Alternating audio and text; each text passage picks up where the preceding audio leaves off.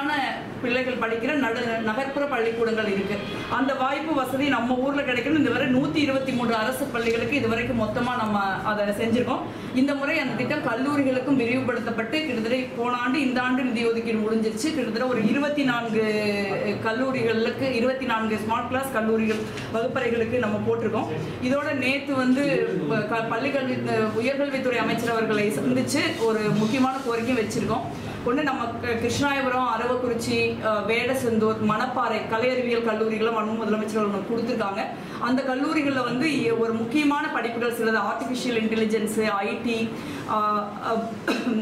MSc political science, இந்த மாதிரி முக்கியமான ஒரு பாடப்பிரிவுகள் ஒரு 11 வகை பாடப்பிரிவுகளை நம்ம கொடுத்துருக்கோம். அதில் ஒவ்வொன்றும் கொஞ்சம் கொஞ்சமாக அப்டேட் பண்ணணும்னு அதோட விராலிமலைக்கு கல்லூரி வேண்டுங்கிற ஒரு விஷயத்தையும் நம்ம தொடர்ந்து முன் வச்சிருக்கோம். அதே மாதிரி மருத்துவத்தை பொறுத்த வரைக்கும் நமக்கு தெரிஞ்சதுதான் அரசு மருத்துவமனைகள், ஆரம்ப சுகாதார நிலையங்கள் இந்தியாவோட கம்பேர் பண்ணுறப்ப பல இடங்களில் நல்லா வேலை செய்கிறாங்க. ஆனால் கூட இன்னும் உயிர்காக்கும் மருத்துவ உபகரணங்கள் வந்து மருத்துவமனைகளுக்கு தேவையாக இருக்குது. நீங்கள் அன்னைக்கு கூட வந்திருந்தீங்க, கிருஷ்ணாயபுரத்தில் கூட ஒரு ஐ சம்மந்தப்பட்ட எக்யூப்மெண்ட்ஸ் இல்லைன்னு சொல்லியிருந்தாங்க. இந்த முறையும் வந்து 2-3 மருத்துவக் கல்லூரி மருத்துவமனைக்கு இந்த முறையும் நம்ம சலவை இயந்திரத்துக்கு 20 லட்சம் ரூபாய் கொடுத்துருக்கோம்.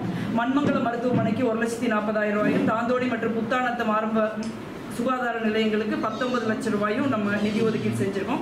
இது இல்லாமல் முக்கியமாக அந்த ஏழை மக்களுக்கும் உயிர்காக்கும் அறுவை சிகிச்சைகள் செய்யறதுக்கு பாரத பிரதமர் நிவாரண நிதியிலிருந்து ஏறக்குறைய 38 பேருக்கு 1,06,00,000 ரூபாய் இந்த டைம் பெற்று கொடுத்துருக்கோம். இது வந்து ஒரு ஹையஸ்ட் ஆன அமௌண்ட்.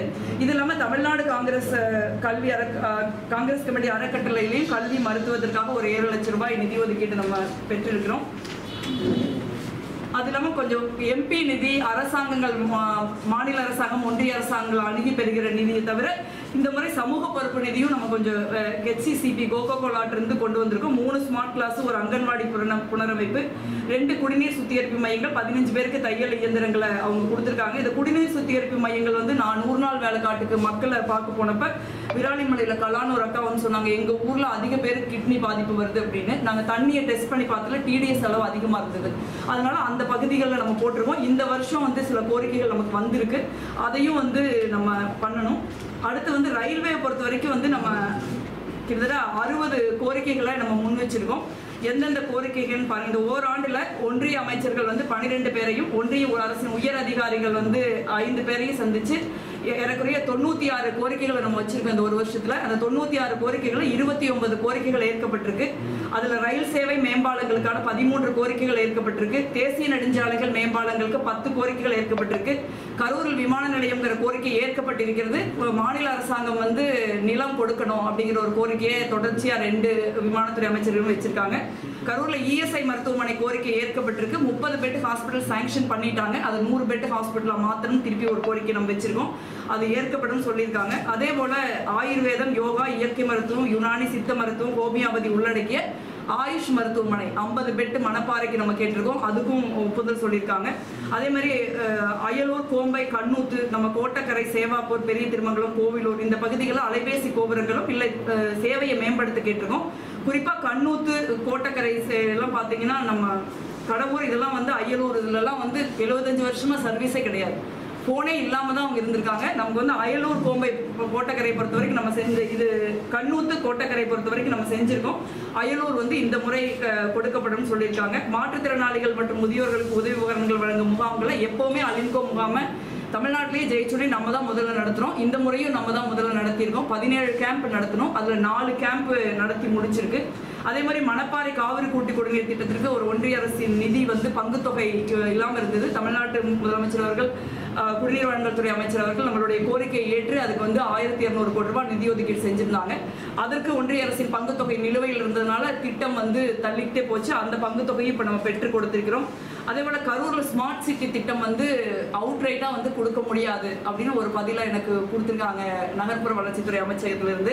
கிட்டத்தட்ட நம்ம ஒரு 5-6 கால போராட்டம் இருந்தாலும் நம்ம தொடர்ந்து அதுக்கு முயற்சி பண்ணுவோம். அதே மாதிரி கேந்திரிய வித்யாலயா பள்ளிகள் பொறுத்த வரைக்கும் கோரிக்கைகள் இப்போதைக்கு ஏற்கப்படலைனா கூட அதை கன்சிடர் பண்ணலாம். தமிழ்நாட்டு அரசாங்கத்திலிருந்து மாவட்ட ஆட்சித்தலைவருக்கு ப்ரொபோசல் வந்ததுனாலும் ஒன்றும் சொல்லியிருக்காங்க. அதே மாதிரி நம்ம சின்னதாராபுரத்தில் வந்து ஒழுங்குமுறை விற்பனை கூடம் அமைகிறதுக்கு ஒரு எஃபர்ட் நம்ம எடுத்திருக்கோம். அதுக்கு தமிழ்நாடு அரசு, ஒன்றிய அரசாங்கம் ரெண்டுமே நமக்கு ஹெல்ப் பண்ணியிருக்காங்க. நம்ம மக்கள் வந்து கரூர் மாவட்டத்தில் அரவக்குறிச்சி, பரமத்திலாம் வந்து கொப்பரை தேங்காய் கொண்டு வரணும், அவங்க நாமக்கல்ல கொண்டு போய் தான் விற்கிறாங்க. கரூர்ல வந்து கொப்பரை தேங்காய் விற்கிறதுக்கான இடம் இல்லாமல் இருந்தது. ஸோ அதை தான் நம்ம ஒழுங்குமுறை விற்பனை கூடமாவே இப்போ கொண்டு வந்திருக்கோம். அடுத்து நகாய் தேசிய நெடுஞ்சாலைகள் பொறுத்த வரைக்கும் உங்களுக்கு தெரிஞ்சதான் 2019 24 வரைக்கும் 232.67 கோடி மதிப்பிலான 13 பாலங்கள் நம்ம கொண்டு வந்திருக்கோம். மண்மங்கலம், செம்மடை, பெரிச்சிபாளையம் பிரிவு, பெரியார் வளைவு, தவிட்டுப்பாளையம், வேலாயுதம் பாளையம், வேடசந்தூர், கருக்காம்பட்டி, விராலிமலை, மேலக்குப்பச்சக்குடி, கொடும்பாலூர், மணப்பாறையில் சொரியம்பட்டி, கல்லுப்பட்டி, யாகபுரம், முக்கன்பாலம் ஆகிய பாலங்கள் வந்து பணி முடிவடைஞ்சிருச்சு, இல்லை முடிவடையும் தருவாயில் இருக்குது. இந்த ஆண்டு 3 வருஷமா நம்ம 3-4 வருஷமா பண்ணினதான். பட் அதனோட தொடர்ச்சியா திருப்பி நடைபெறாத சில விஷயங்கள் இருக்கு. அதுக்கு இந்த ஆண்டு நம்ம ஒப்புதல் வாங்கியிருக்கோம். கிட்டத்தட்ட 10 பாலங்களுக்கு வந்து 278.58 கோடி ரூபாய்க்கு ஒப்புதல் கொடுக்கப்பட்டிருக்கிறது. எஸ்டிமேட்டும் போட்டு அனுப்பிச்சிட்டாங்க. அதுல வந்து அரவக்குறிச்சி தடா கோயில் 29 கோடி, தெத்துப்பட்டி 45 கோடி பல்லப்பட்டி பிரிவுல, கோடங்கிப்பட்டி வீரராக்கியம் உங்களுக்கு தெரியும் வேலை ஆரம்பிச்சிருச்சு 29 கோடி, வடமதுரை 4 ரோடு 29.26 கோடி, தம்மனம்பட்டி 20 கோடி, வேடசந்தூர் ஒட்டஞ்சத்திரம் இணைப்புச்சாலை 13 கோடி, வடநாடு கைகாட்டி 19 கோடி, குறிஞ்சி கோட்டல் மணப்பாறை 50 கோடி, மாதிரிப்பட்டி விராலிமலை 4 கோடி, ஐடிசி சன்மார்க் கம்பெனி வடுகப்பட்டி 18 கோடி, விராலிமலை சந்திப்பு 20 கோடி. இது வந்து ஒரு மேஜர் பிரேக் த்ரூ. ஏன்னா நம்ம நாடாளுமன்ற உறுப்பினர் ஆகாதுக்கு முன்னே எல்லா இடங்கள்லையுமே கிட்டத்தட்ட வந்து 26 இடங்கள்ல வந்து நமக்கு பாலங்கள் தேவைப்பட்டிருக்கு. ஆனா நான் தேர்தல் நிற்கிறப்ப என் கவனத்துக்கு வந்தது 5 பாலம் தான் அப்ப சொன்னாங்க. இப்ப பார்த்தா ஏறக்குறைய இந்த இடங்கள் எல்லாம் வந்து 15 வருஷம் ஒரு 5000க்கும் மேற்பட்டவர்கள் அடிபட்டு செத்துருக்காங்க. 5000ங்கிறது நம்பர் அல்ல, நம்ம குடும்பம் இருக்கிற மாதிரி அதுவும் ஒரு குடும்பம் தான். இது 15 வருஷமா நம்ம காட்டின, இதுக்கு முன்ன இருந்த நாடாளுமன்ற உறுப்பினர்கள் இருந்தவங்க காட்டின அலட்சியத்தினால இவ்வளவு இழப்பு ஏற்பட்டிருக்கு. அந்த இழப்பை இப்ப நம்ம தடுத்து நிறுத்தியிருக்கோம். இன்னும் 3 இடங்கள்ல நமக்கு அமைக்க வேண்டியிருக்கு. கல்லாமேடு, லஞ்சமேடு, அதிகாரம், துவரங்குறிச்சி, ரவுண்டானா, இந்த 3 இடங்கள்ல அமைக்க வேண்டியிருக்கு. இந்த 3 இடங்கள்ல மீண்டும் மறு ஆய்வு செய்யறதுக்காக அதிகாரிகள் போயிட்டு வந்துட்டு இருக்காங்க. இந்த பாலத்தை பொறுத்த வரைக்கும் நீங்க உங்களுக்கு எல்லாம் தெரிஞ்சதா, இப்ப நான் மொத்தமா ஒரு ஃபைலை எடுத்துக்கணும். இது ஃபுல்லாமே வந்து இதுக்குள்ள இருக்கிற 2 ஃபைலில் மொத்தமாகவே எல்லாம் நகாய் தான் இருக்குது. முக்கியமாக இருக்கிற 2 ஃபைலில் அவ்வளவு வேலைகளை வந்து நம்ம செஞ்சுருக்கோம். நகாயை பொறுத்த வரைக்கும் இது எல்லாமே நகாய் தான். இவ்வளவு பணிகள் வந்திருக்கு. இப்போ நான் உங்களுக்கு ப்ரெஸ் மீட் முடிஞ்ச உடனே காட்டுறேன். இதுக்கு வந்து எவ்வளவோ பேர் பொய் கிளைம் பண்ணுறாங்க. அது எவ்வளோ பொய்ன்னு இப்போ உங்களுக்கு தெரியும். கிளைமை விட வந்து நமக்கு லைஃப் போகாது, யாரும் இறக்க மாட்டாங்கிறத நான் முக்கியமாக பார்க்குறேன். அதே போல் வந்து ரயில்வேயை பொறுத்த வரைக்கும் நம்ம முக்கியமான சில முயற்சிகளை செஞ்சுருக்கோம் கடந்த முறையும். அதில் தான் கரூர் மற்றும் மணப்பாறை ரயில்வே ஸ்டேஷனுக்கான தரம் உயர்த்தல் நமக்கு வந்தது. இங்கே டெமோ ரயில் கரூரில் 25 வருஷமாக வந்து கரூர் டு திருச்சி, கரூர் டு சேலம் இந்த ட்ரெயின் டெமோ ட்ரெயினில் வந்து டாய்லெட்டே இல்லாமல் தான் இவ்வளோ வருஷமாக அது ஓடிட்டு இருக்குது. நம்மளும் கடந்த முறை 5 வருஷம் எம்பியாக இருந்திருக்கோம். அது எப்படியும் நம்ம கவனத்துக்கு வரலை. இந்த முறை ஒருத்தர் வந்து ஒரு தம்பி பரணிங்கிற ஒரு தம்பி வாட்ஸ்அப் போட்டார், எனக்கு இந்த மாதிரி பிரச்சனையாக இருக்குது. நாங்கள் உடனே போய் நவம்பரில் போய் பார்த்து ரயில்வே போர்டு சேர்மன்ட்ட சொன்னோம். உடனடியாக அடுத்த செஷனுக்குள்ளே அவர் மாற்றணும்னு சொன்னார். அதேமாதிரி நம்ம அடுத்த செஷன் பிப்ரவரி போகிறதுக்குள்ளேயே நமக்கு மாற்றி கொடுத்துட்டாங்க. அதே போல் மதுரை பெங்களூர் வந்தே பாரத் எக்ஸ்பிரஸ் ரயில் கரூர் நிற்காதுங்கிற தகவலை நீங்கள் தான் ஊடகம் தான் எனக்கு முதல்ல கொண்டு வந்தீங்க. அதுக்கு நம்ம முயற்சி எடுத்து இப்போ அதுவும் நின்று செல்கிறது. அதுக்கு இல்லாமல் மயிலாடுதுறை செங்கோட்டை எக்ஸ்பிரஸ் வந்து வடமதுரை ரயில் நிலையத்தில் நிற்காமல் இருந்தது. அதே மாதிரி விழுப்புரம் மதுரை எக்ஸ்பிரஸ் வடமதுரை ரயில் நிலையத்தில் நிற்காமல் இருக்கு. மங்களூர் அதே மாதிரி தாம்பரம் நாகர்கோயில் அந்தியோதய எக்ஸ்பிரஸ் மணப்பாறை ரயில் நிலையத்தில் நிற்கல. அதே மாதிரி சென்னை எழும்பூர் மதுரை பாண்டியன் எக்ஸ்பிரஸும் மணப்பாறை ரயில் நிலையத்தில் நிற்கல. 2 ட்ரெயின் ஏற்கனவே நிற்குது, மிச்ச 2 ட்ரெயின் நின்று போகும்போது உறுதியை கொடுத்துருக்காங்க. அதே போல் மேங்களூர் சென்னை எக்ஸ்பிரஸ்ல செகண்ட் ஏசி இல்லாமல் இருந்துச்சு. இப்போ அந்த செகண்ட் ஏசி கொடுக்கறதுக்கும் இப்போ ஒப்புதல் கொடுத்துருக்காங்க. அதே போல் ராலாப்பேட்டை ரயில் நிலையத்தில் சுரங்கப்பாதை மேற்கூரை அமைக்கல் முடிஞ்சிருச்சு. அதே மாதிரி முக்கியமான நம்ம தொகுதியை பொறுத்த வரைக்கும் 4 ரயில்வே மேம்பாலங்கள் இருக்கு. ஒன்று நொய்யல் வேலாயுதம் பாளையம், புன்னஞ்சத்திரம் டிஎன்பிஎல், அடுத்து வீரராக்கியம், மரபாபாளையம் காந்தி நகர். அதுவும் வந்து இப்போ ஏற்றுக்கொள்ளப்பட்டிருக்கிறது அந்த முயற்சியும். அதே மாதிரி நாடாளுமன்ற செயல்பாடுகள்ல நாடாளுமன்றத்தை பொறுத்த வரைக்கும் நான் நாடாளுமன்ற நிலைக்குழு உறுப்பினராக பாதுகாப்புத்துறை டிஃபென்ஸ் கமிட்டியில் இருக்கேன். அதே மாதிரி நாடாளுமன்ற ஆலோசனை குழு உறுப்பினராக விவசாயத்துறையில் இருக்கேன். என்னோட வருகை பதிவு இந்த வருஷம் வந்து 96%. நம்ம 27 விவாதங்களில் பங்கெடுத்திருக்கேன். 279 கேள்விகளை கேட்டிருக்கேன். அதில் 72 கேள்வி தேர்ந்தெடுத்திருக்காங்க. நம்ம போடுற கேள்விகளை பேலட் போட்டு தான் கொஸ்டின்ஸ்க்கு வந்து ஆன்சர் வரும். இதில் தேசிய சராசரி மாநில சராசரின்னு குறிப்பிட்டிருக்காங்க. என்னுடைய வருகை பதிவு வந்து 96%. ஆனால் தேசிய சராசரி 87%, மாநில சராசரி 86%. விவாதங்கள்ல என்னோட 27, அதே மாதிரி தேசிய சராசரி 11.8, மாநில சராசரி 17.9. அதே மாதிரி கேள்விகள்ல என்னோட 72, தேசிய சராசரி 47, மாநில சராசரி 57. ஒரு கரூர் நாடாளுமன்ற உறுப்பினரா ஒரு தேசிய சராசரி மாநில சராசரியை விட நம்ம நாடாளுமன்ற உறுப்பினரோட சராசரி அதிகமா இருக்குங்கிற ஒரு மகிழ்ச்சியான செய்தியை நான் சொல்றேன். இதனால ஒரு நம்ம இது எனக்கான ஒரு தனிப்பட்ட முறையில் பெருமைங்கிறதோட கரூர் நாடாளுமன்ற உறுப்பினருக்கு ஒரு பெருமைன்னு நினைக்கிறேன். அதே போல நம்ம முக்கியமா வந்து நன்றி அறிவிப்பு கூட்டங்கள்ல நம்ம சொல்றோம். ஏன் அதை சொல்ல வேண்டி இருக்கு அப்படின்னா, ஒவ்வொரு முறையும் இந்த மாதிரி பொய் தகவல்கள் வந்து பரப்பப்படுது தேர்தலை ஒட்டி. இந்த முறை நீங்க பாத்தீங்கன்னா கரூர் நாடாளுமன்ற தொகுதிக்கு உட்பட்ட 6 சட்டமன்ற தொகுதி, 15 ஊராட்சி ஒன்றியங்கள், 1 நகராட்சி, 3 மாநகராட்சி, 3 நகராட்சிகள், 13 பேரூராட்சிகள், 275 ஊராட்சிகள், 524 கிராமங்களுக்கு நம்ம நன்றி மட்டும் சொல்லியிருக்கோம். அதுக்கப்புறம் அரசு நிகழ்ச்சி, மக்கள் சந்திப்பு, பொது நிகழ்வுகள் இந்த 4ஆம் தேதி வரைக்கும் 90 கிராமங்களுக்கும் 61 நகர்ப்புற பகுதிகளுக்கும் நம்ம போயிருக்கோம். அடுத்து முக்கியமான ஒண்ணு, ஓராண்டு பணி நாட்கள் விவரத்தை நான் வெளியிடுறேன். இதை வந்து நீங்க ஊடகத்தில் இருக்கிறவங்களும் கரெக்டா படிச்சு பார்க்கணும்னு நான் அன்போடு கேட்டுக்கிறேன். சில நேரம் இது சம்பந்தமான சரியான மிஸ் அண்டர்ஸ்டாண்டிங் வருது. ஒரு எம்பியை வந்து ஒரு 6 சட்டமன்ற தொகுதிக்கு ஒரு கிட்டத்தட்ட ஒரு 5000க்கும் மேற்பட்ட கிராமங்களுக்கு வார்டில் இருக்கிறவங்களுக்கு போகலைன்னு சொல்றது வந்து ரொம்ப ஈஸி. ஆனா நீங்க பாருங்க, நாங்கள் வந்து 365 நாளுக்கு வந்து நான் பிரேக்கப் போட்டிருக்கேன். இந்த வருஷத்துல ஒவ்வொரு நாளும் நாங்கள் எழுதி வச்சிருக்கோம் டேட்டாவை, நம்ம எங்க போனோம் வந்தோம். 365 நாள்ல 20 நாள் 29 நாள் நன்றி சொல்லியிருக்கோம். நாடாளுமன்ற கூட்டத்தொடர் அது தொடர்பான பயணங்கள் 103.5 நாட்கள் இதுக்கு மட்டுமே ஆகியிருக்கு. இப்போ நம்ம நாடாளுமன்ற கூட்டத்தொடர் நடக்குன்னா டெல்லிக்கு போறது வர்றது எல்லாம் சேர்த்து. அதே மாதிரி நாடாளுமன்ற நிலைக்குழு கூட்டங்கள், டிஃபென்ஸ் கமிட்டி மீட்டிங்காக 15.5 நாட்கள் நம்ம செலவு பண்ணியிருக்கோம். அரசு நிகழ்வுகளுக்காக கவர்மெண்ட் ப்ரோக்ராமுக்கு 35.5 நாட்கள் ஆயிருக்கு. உலக முற்போக்கு கூட்டணி மாநாட்டுக்கு காங்கிரஸ் கட்சியின் சார்பாக சிலிக்கு போயிருக்கேன் நான், அதுக்கு 11 நாட்கள் ஆயிருக்கு. அதே போல நாடாளுமன்ற மக்களவை மாநிலங்களுடைய எம்பிக்கள் குழு நார்வே எம்பசி மூலமா கல்வி பயணமா நார்வேக்கு போயிருக்கோம் 9 நாட்கள். கட்சி நிகழ்வுகளுக்காக 14.5 நாட்கள் நான் போயிருக்கேன். கரூர் எம்பி அலுவலகத்துல 49.5 நாட்கள், ஏறக்குறைய 50 நாட்கள் நம்ம எம்பி அலுவலகத்துல உட்காந்து மக்களை சந்திச்சு வேலை பார்த்துருக்கோம். வீட்டுல வெறும் 30 நாள் தான் இருந்திருக்கேன். 365 நாள்ல 30.5 நாள் மட்டும்தான் ஒரு நாடாளுமன்ற உறுப்பினர் வீட்டுல இருக்க முடிஞ்சிருக்குது. இதுல பொங்கல், தீபாவளி மாதிரி பெரிய லீவெல்லாம் இருக்கு. அதே மாதிரி பொது நிகழ்வுகள் நம்ம போட்டிருக்கிறது திருமணம், அனைத்து மதம் சார்ந்த நிகழ்வுகள், திருவிழாக்கள், துயர நிகழ்வுகள் போறது, இந்த மாதிரி 50 நாட்கள் இதுலயே போயிருக்குது. அதுக்கப்புறம் மருத்துவ சிகிச்சைக்கு எனக்கு 17 நாட்கள் நான் விடுப்பு எடுத்திருக்கேன். இதுல மொத்தமா சுருக்கம் போட்டிருக்கோம். தொகுதியில வந்து 175.5 நாட்கள் இருந்திருக்கேன். நாடாளுமன்ற பணிகள் அதற்கான பயணங்கள்ல 119.5 நாட்கள் இருந்திருக்கும். தொகுதிக்கு வெளியில நிறைய நிகழ்வுகள் நம்ம கலந்துருக்கோம், அது 30 நாட்கள் வந்திருக்கு.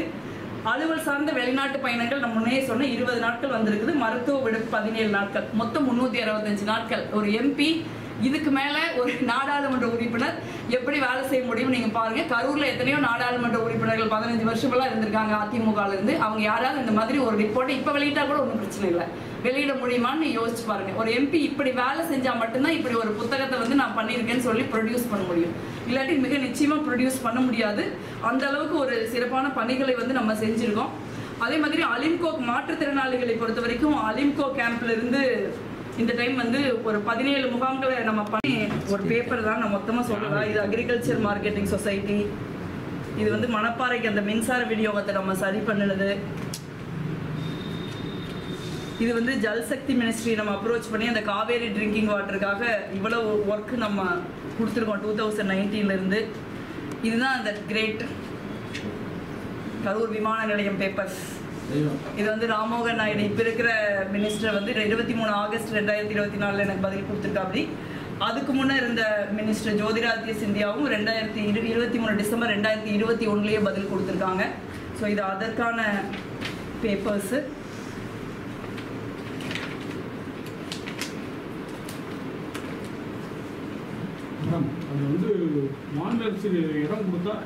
இடம் கொடுக்கணும். அவங்க என்ன உதான் திட்டத்தை பொறுத்த வரைக்கும் அதான் உதானே, அதான் மாநில அரசாங்கம் இடம் கொடுக்கணும், அவங்க இன்வெஸ்ட் பண்ணிக்குவாங்க.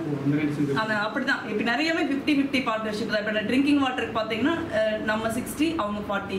சிலது வந்து இப்ப நம்ம ஆயுஷ் போறோம்ல, நம்ம 50 அவங்க 50 அந்த ஹாஸ்பிட்டலுக்கு.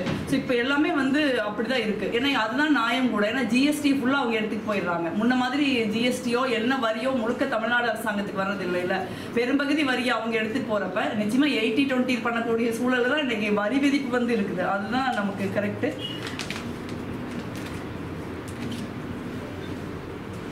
இருந்த ஜென்ரல் இஷ்யூஸ். இதுதான் அந்த 4G வந்து நமக்கு கண்ணூத்துக்கு நம்ம கொண்டு வந்தப்ப அதனோட இது கொடுத்துருக்காங்க. அதுக்கப்புறம் இப்போ அந்த வயலூருக்கு அவங்க கொடுக்குறோம்னு நமக்கு கொடுத்துருக்கிற லெட்டர் அது.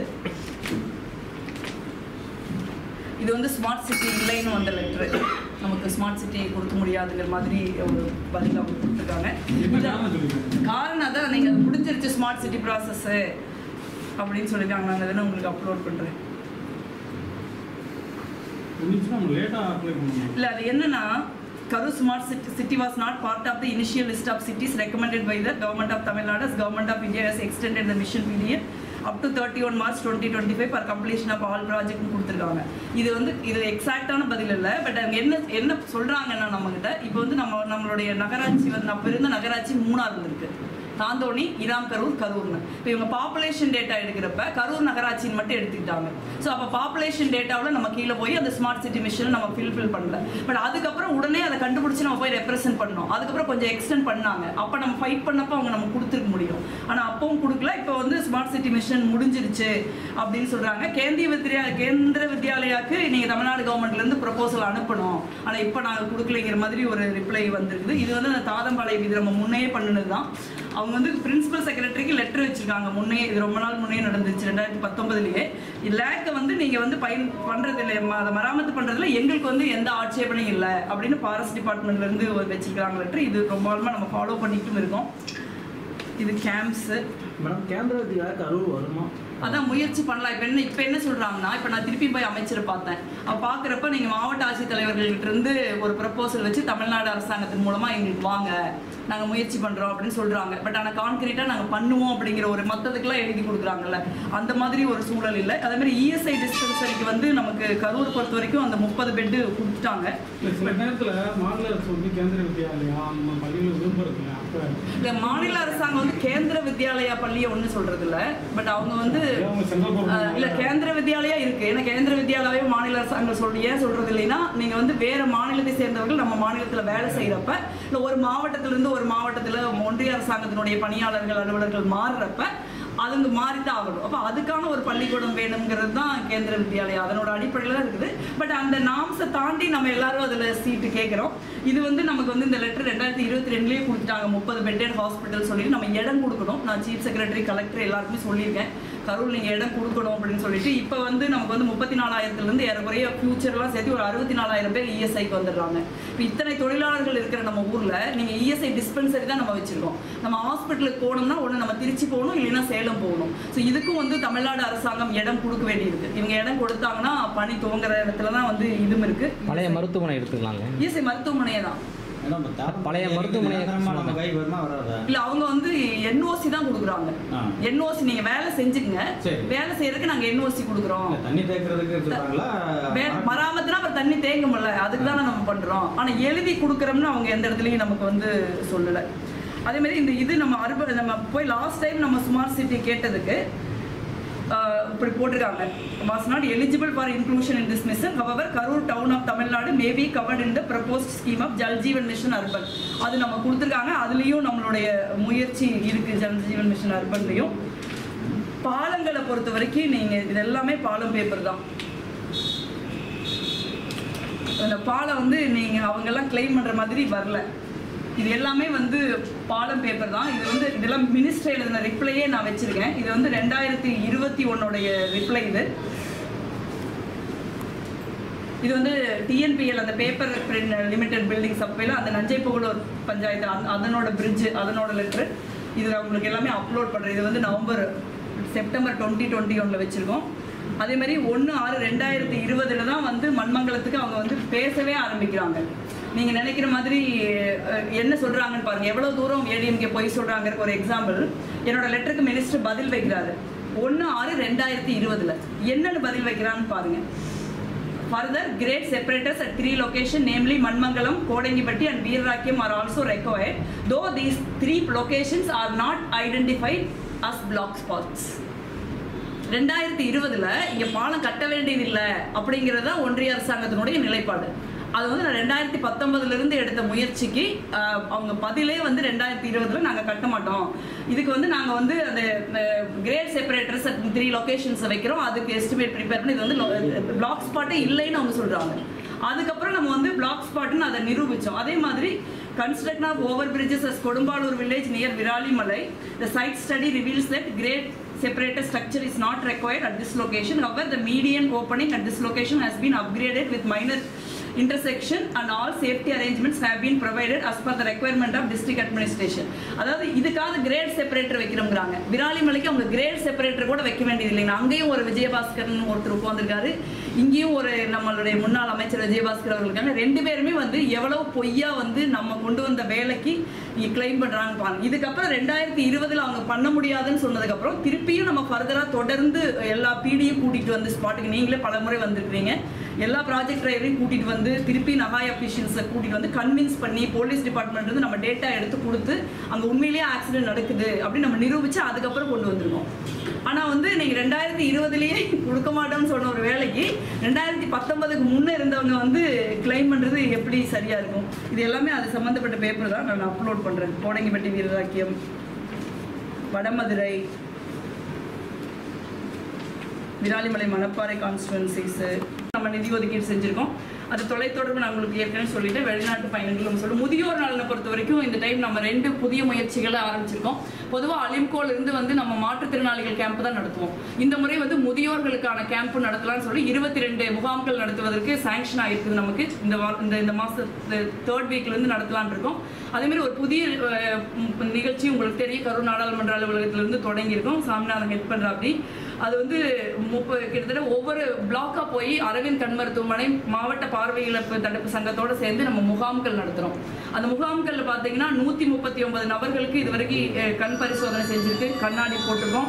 34 நபர்களுக்கு இலவச கண்ணறுவை சிகிச்சை செய்யப்பட்டிருக்கு. இதுல ரொம்ப முக்கியமான விஷயம் என்னன்னா, நம்ம அந்த கேம்ப்ல போய் பார்த்தா நமக்கு ரொம்ப மனசே கஷ்டமா இருக்கிற மாதிரி இருக்கு. நம்ம நிறைய ஃபெசிலிட்டிஸ் இருக்கு, எல்லாமே இருந்தா கூட முதியோர்கள் வந்து அந்த இடத்தை கண்டுபிடிச்சு தட்டு தடுமாறி வந்து யார் ஹெல்ப் இல்லாம கண் நிறைய பேர் வந்து நம்ம கண் பார்வை இன்னும் 1 மாசம் விட்டா போயிருங்கிற சூழல்ல இருந்தெல்லாம் நம்ம அதை மீட்டெடுத்திருக்கோம். இந்த பணியை வந்து நம்ம தொடர்ந்து செய்யலாம்னு இருக்கோம். தொடர்ச்சியா கேம்ப் நாடாளுமன்ற தொகுதி முழுக்க ஃப்ரீக்வெண்டா நடக்கும். அதுக்கு நீங்க உங்களுடைய ஒத்துழைப்பை தரணும்னு நான் கேட்டுக்கிறேன். அதே மாதிரி எம்பி அலுவலக செயல்பாடுகள் இந்த ஓராண்டுல எம்பி அலுவலகத்தை நேரிலும் அலைபேசி வாயிலாகவும் 6025 பேர் ஆக்சஸ் பண்ணியிருக்காங்க. அவங்களுக்கு வந்து பரிந்துரை கடிதங்கள், மருத்துவ உதவி, அரசு அலுவலக ஒருங்கிணைப்பு உள்ளிட்ட சேவைகள் வந்து 2246 பேருக்கு நாங்கள் கொடுத்துருக்கோம். ஒரு எம்பி அலுவலகங்கிறது ஒரு பெருசா இதுவரைக்கும் எம்பிக்கு அலுவலகமே இல்லாத சூழல் தான். நான் எம்பி ஆகாததுக்கு முன்ன வரைக்கும் ஏடிஎம்கே பீரியட்ல இருந்தது. ஆனால் இன்னைக்கு எம்பி அலுவலகம் சிறப்பாக செயல்பட்டு இருக்குதுங்கிறது எனக்கும் மகிழ்ச்சி தான். ஏன்னா அலுவலகத்தில் வேற பேர் வேலை செய்கிறாங்க. அடுத்து வந்து இந்த 4 வருஷத்திற்கு ஒரு 4 பணியில முக்கியமாக கவனம் செலுத்தலாம்னு இருக்கேன். அது நம்ம ஏற்கனவே செஞ்சுக்கிட்டு இருக்கிற பணியும் தான். அனைத்து அரசு பள்ளிகள் மற்றும் கல்லூரிகளில் கற்பிக்கும் முறையை நவீனமாக்கல். இப்போ 123 ஸ்கூல் தான் நம்ம ரீச் பண்ணியிருக்கோம். கவர்மெண்ட் ஆஃப் தமிழ்நாடு வந்து கிட்டத்தட்ட ஒரு ஆரம்ப பள்ளிக்கூடங்கள் எல்லாம் போட்டாங்க. கரூர் மாவட்டத்தை பொறுத்த வரைக்கும் ஹை ஸ்கூல், ஹையர் செகண்டரி ஸ்கூல்ல வந்து ஒரு பள்ளிக்கு ஒரு ஸ்மார்ட் கிளாஸ் ஆகுது இந்த வருஷம் ஃபண்டோட நம்ம கொடுத்துருக்கோம். மிச்சம் இருக்கிற மாவட்டங்களுக்கு நம்ம கொடுக்க வேண்டியிருக்கு. அதே மாதிரி அனைத்து அரசு மருத்துவமனைகளும் உயிர்காக்கும் மருத்துவ உபகரணங்கள் இருப்பதை உறுதி செய்யணும்னு ஒரு நிலைப்பாட்டை எடுத்திருக்கோம். அதுக்கு இந்த டைம் எம்பி லேட்ல கொடுத்துருக்கு. இந்த டைம் சிஎஸ்ஆரும் போய் பார்க்கலாம் அப்படின்னு நம்ம நினைக்கிறோம். ஏன்னா டிஜிட்டல் எக்ஸ்ரே, மல்டிபேரா மானிட்டர், இந்த மாதிரி அடிப்படையான தேவைகள்லாம் கூட ஆரம்ப சுகாதார நிலையத்திலேயே இருந்தால் நல்லது. ஏன்னா இந்த முறை தமிழ்நாடு அரசாங்கம் பொறுப்பேற்றதுக்கு அப்புறம் பாம்பு கடி மருந்து கூட ஆரம்ப சுகாதார நிலையத்தில் வச்சிருக்காங்க. அதனால ஆரம்ப சுகாதார நிலையங்களையும் எவ்வளவு ஒருங்கிணைக்கிறதுங்கிற முயற்சி நம்ம எடுத்திருக்கோம். அதே மாதிரி திறன் மேம்பாடு மற்றும் வேலை வாய்ப்பு இந்த முறை வந்து நீங்க எப்பவுமே எனக்கு கேட்டுட்டே இருப்பீங்க. நம்ம போன தேர்தலில் நம்ம அதை சொன்னோம். ஆனால் இந்த முறை அதற்கான பணிகளை நம்ம ஆரம்பிச்சிருக்கோம். இந்த முறை வந்து 40 லட்சம் ரூபாய் ஒரு 3 இடங்கள்ல வந்து நம்ம திறன் மேம்பாடு இதுக்காக பண்ணியிருக்கோம். அதில் வந்து மணப்பாறை, விராலிமலை, குஜிலியம்பாறை, துவரங்குறிச்சி, நல்லூரான்பட்டி இந்த இடங்கள்ல 1,30,00,000 ரூபாய் வந்து நாடாளுமன்ற உறுப்பினர் நிதியிலிருந்து கொடுக்கப்பட்டிருக்குது. இந்த ஆண்டு நம்ம நிதி ஒதுக்கீடு நடந்ததுனால ஒரு சட்டமன்ற தொகுதிக்கு ஒரு திறன் மேம்பாட்டு மையம் அப்படின்னு கணக்கு வச்சு 6 சட்டமன்ற தொகுதிக்குமே ஒரு இடத்துக்கு நிதி ஒதுக்கீடு முடிஞ்சிருச்சு. இதனோட அடிப்படை என்னன்னா, நிறைய பேர் படிக்கிறாங்க, சாதாரண நம்மள மாதிரி குடும்பத்தை சேர்ந்த பசங்க பிள்ளைங்க படிக்கிறாங்க. வேலை வாய்ப்பு நிச்சயமா குறைஞ்சிருக்கு நாட்டில். இந்த பாஜக அரசாங்கத்தில் இல்லைன்னு சொல்ல, ஆனால் இந்த இருக்கிற வேலை வாய்ப்புகளை நம்ம எப்படி அடையிறதுன்னு நம்ம யோசிக்கணும். யோசிக்கணும். அதுக்கு வந்து திறன் மேம்பாடு வேலைவாய்ப்பு மையம் ஒரு இடத்துல இருந்தால் தான் அவங்க அங்கே போய் வந்து படிக்கலாம். இல்லை சில பேரை கூட்டி வந்து நம்ம கேம்ப் நடத்தலாம். அந்த மாதிரி நிறைய தனியார் அமைப்புகள் வந்து இந்த முறை நிறைய வேலைவாய்ப்பு கொடுக்கறதுல திறன் மேம்பாட்டில் ஈடுபட்டிருக்காங்க. அவங்களோட நம்ம பேசியிருக்கோம். அதனால அதற்கான ஒரு பெரிய முயற்சியை நம்ம எடுத்திருக்கோம். நிதி ஒதுக்கீடு நடந்திருக்கு. என்னை பொறுத்த வரைக்கும் ஒரு வருஷம் வந்து அந்த திறன் மேம்பாட்டு வேலைவாய்ப்பு மையங்கள்ல இருந்து 6 மையங்கள்லையும் 5000 பேராவது ஒரு கிராஸ் பண்ணி போவாங்க அப்படிங்கிற நம்பிக்கை எனக்கு இருக்கு. அது வந்து ஒரு ஹியூஜ் நம்பர். அது நமக்கு எல்லாருக்கும் ஹெல்ப் பண்ணும். நம்ம பசங்க பிள்ளைங்களோட அதுக்கு போகலாம். அதே மாதிரி அனைத்து அரசு சொல்லிட்டு பெண்கள் மத்தியில் மாதவிடாய் சுகாதாரம் மற்றும் புற்றுநோய் குறித்து விழிப்புணர்வு ஏற்படுத்துவது அதை நம்ம செஞ்சிருக்கோம். போன 5 வருஷத்துல வந்து கிட்டத்தட்ட 1 லட்சம் பெண்களை நான் நேரில் சந்திச்சு இந்த விழிப்புணர்வு ஏற்படுத்தியிருக்கோம். இந்த முறை வந்து அவங்களுக்கு நிறைய பேருக்கு வந்து குடும்ப சூழல் பொருளாதார சூழல் காரணமா நாப்கின் வாங்கி வைக்க முடியாத சூழல் இருக்கு. ஸோ அவங்க வந்து ஒரு பாதுகாப்பு இல்லாத துணி மெத்தடுக்கு போறாங்க. அதை தனியாக தண்ணி ஊற்றி அலசருக்கு நிறைய பேருக்கு தண்ணி ஊற்ற முடியறது இல்லை. தண்ணி பிரச்சனைகள் இருக்குது. நிறைய பேர் வந்து அதை வந்து வெயிலில் காய போடுறது இல்லை. அதை ஒட்டி மூட நம்பிக்கைகள் நிறைய இருக்குது. யாராவது பார்த்துருவாங்க, நிழல் படக்கூடாது, கருடன் படக்கூடாது, அது மாதிரி நிறைய மூட நம்பிக்கைகள் இருக்குது. அதை ஒட்டி அதையெல்லாம் மாற்றி அவங்க மென்ஸ்ட்ரல் கப்பை நோக்கி நகர்றதுக்கான ஒரு முயற்சியை நம்ம முன்னெடுக்கலாம்னு இருக்கோம். அதுக்கு ஒரு சிஎஸ்ஆர் கேட்டிருக்கோம். அவங்களும் ஒரு சாம்பிள் கப்ஸ் கொடுக்கறதுக்கு நமக்கு ஒத்துட்டு இருக்காங்க. அதே போல புற்றுநோய் குறித்து விழிப்புணர்வை ஏற்படுத்துறதுக்கும் ஒரு முயற்சி எடுத்துருக்கோம். குறிப்பாக கர்ப்பப்பை புற்றுநோய், கர்ப்பப்பை வாய் புற்றுநோய், மார்பக புற்றுநோய்க்கு நம்ம முயற்சி எடுக்கணும் அப்படின்னு ஒரு முயற்சியை பண்றோம். நெக்ஸ்ட் 4 இயர்ஸ்ல வந்து இதை டார்கெட்டா வச்சு நம்ம பண்ணலாம் அப்படின்னு இருக்கோம். மற்றபடி இந்த மாதிரி ரயில்வே மேம்பாலங்கள், இந்த மாதிரி நம்ம என்னதான் இன்ஃப்ராஸ்ட்ரக்சர் பண்ணா கூட இந்த மாதிரியான பணிகள் தான் வந்து ஒரு அடுத்த தலைமுறைக்கு நமக்கு வந்து ஒரு கல்விக்கு, சுகாதாரத்திற்கு, மருத்துவத்திற்கு, வேலை வாய்ப்புக்கு நம்ம செய்யக்கூடிய பணியா இருக்கும்னு நினைக்கிறேன். ஸோ அதை தான் நம்ம இப்போ இது எல்லாமே இப்போ நம்ம தொடங்கி இருக்கோம். எதுவுமே இதில் புதுசு இல்லை. ஆனால் இதை வந்து ஒரு ஃபுல் ஸ்விங்கில் முன்னெடுத்துட்டு போகலாம் அப்படிங்கிறதுக்கான முயற்சியை நம்ம எடுத்திருக்கோம். இதை நீங்கள் தயவு செஞ்சு ஒரு நாடாளுமன்ற உறுப்பினர் இந்தியாவிலேயே வந்து நீங்கள் வந்து ஒரு வருடாந்திர செயல்பாட்டு அறிக்கை வெளியிடுறது இதுதான் முதல் முறை. நம்ம போன முறை நாடாளுமன்ற உறுப்பினர் இருந்தப்போ ஒரு அட்டம் போட்டோம். பட் அது தொடர்ந்து கோவிட் இயருங்கிறதுனால அதை நம்ம கண்டினியூ பண்ண முடியல. இது வந்து இந்த ஊடகங்களை நான் பணியோட கேட்டுக்கிறது வந்து இந்த முயற்சியை நீங்கள் கட்டாயம் என்கரேஜ் பண்ணணும். ஏன்னா இது வந்து மாணவர்களுக்கு, ஒரு சாதாரண இளைஞர்களுக்கு எல்லாருமே இன்னைக்கு ஒரு பாலிடிக்ஸ் பற்றின ஒரு நெகட்டிவிட்டி வருது. ஒரு அரசியல்வாதினா இப்படித்தான் இருப்பாங்க அப்படின்னு. எல்லாருமே நாங்கள் செயல்படாமல் யாரும் இல்லை. அப்போ ஒருத்தர் செயல்படக்கூடிய வாய்ப்புகள் இருக்கிறப்ப நீங்கள் அதுக்கு கொஞ்சம் சப்போர்ட் பண்ணுங்க. மற்றவங்களும் இதை பார்த்து செய்வாங்க. அதனால ஓவராலாக ஒரு இது மேம்படும் நான் நினைக்கிறேன். ஸோ அதுக்காக தான் இதை வெளியிட்டிருக்கோம். இதை வந்து நம்ம கரூர் நாடாளுமன்ற தொகுதி முழுவதும் இது பிரிண்டாகவும் சரி, ஆன்லைன்லேயும் சரி, ஆஃப்லைன்லேயும் சரி 5 லட்சம் பேருக்கு எடுத்துகிட்டு போகணும் அப்படின்னு சொல்லி நாங்கள் இலக்கு வச்சுருக்கோம். நெக்ஸ்ட் 6 months பீரியடில் 5 லட்சம் பேருக்கு நோட்டீஸாகவும் சரி, இல்லை சோஷியல் மீடியாவில், வாட்ஸ்அப்பில், இந்த மாதிரி பல்வேறு இதில் வந்து 5 லட்சம் பேருக்கு இது போய் சேரும். அதனால் அடுத்த நாடாளுமன்ற தேர்தல் அப்போ நம்மளுடைய எதிர்கட்சியை சேர்ந்தவர்கள் இந்த மாதிரி பொய் குறைகளை எல்லாம் சொல்லிட்டு வர முடியாது. அதுங்கிறதையும் நான் இப்போ சொல்லிக்கிறேன். பட் அதுக்காக இதை நம்ம வெளியிடல.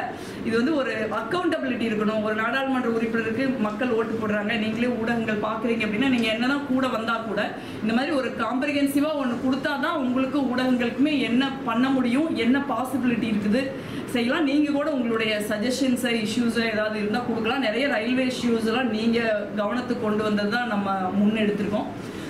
அந்த மாதிரி ஏதாவது இஷ்யூ இருந்தாலும் நீங்கள் கொண்டு வாங்க. அதுதான் இதனுடைய சுருக்கம். இதை இப்போ வந்து கொஞ்சம் கரூர் பஸ் ஸ்டாப்பில் கொஞ்சம் பேர் கொடுத்துட்றேன். நான் 2வது ஒரு வருஷம் புரியுது. இந்த ஓட்டு போட்ட எம்பி அக்கா ஏதாவது செஞ்சுதான் வேணும் உங்களுக்கு தெரியும்ல, அதுக்கு இருக்கலாம்.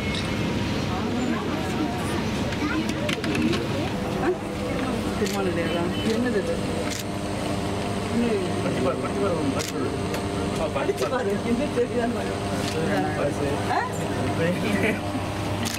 வீட்டில் கொண்டு கொடுங்க. என்ன சொல்லுறது? ஆமாம், பொண்ணுங்க எனக்கு 2வது வந்தாங்க. 2வது டைம் ஓட்டு போட்டு 1 வருஷம் முடியுது. அதனால நம்ம 1 வருஷத்துல என்னென்ன செஞ்சோம், என்னென்ன வேலை பண்ணியிருந்தோம், எங்கெங்க இருந்தோம், பார்லிமெண்ட்ல என்ன பண்ணோம் அப்படின்னு தெரியணும்ல. இந்த ஓட்டு போட்ட பொண்ணு ஏதாவது செய்ய வீட்டில் எல்லாம் கொண்டு கொடுத்து படிச்சு காட்டணும். கீழே போட்டு போயிருக்கூடாது. சரி, அதில் பின்னாடி ஆஃபீஸ் நம்பர் இருக்கும். அதில் ஏதாவது ஹெல்ப்னாலும் நீங்கள் கூப்பிடுங்க, அதை வச்சுக்கங்க. அதே நம்பர் தான் நம்ம மாற்ற மாட்டோம். வாட்ஸ்அப் சேனல் நீங்கள் கொடுக்கலாமா?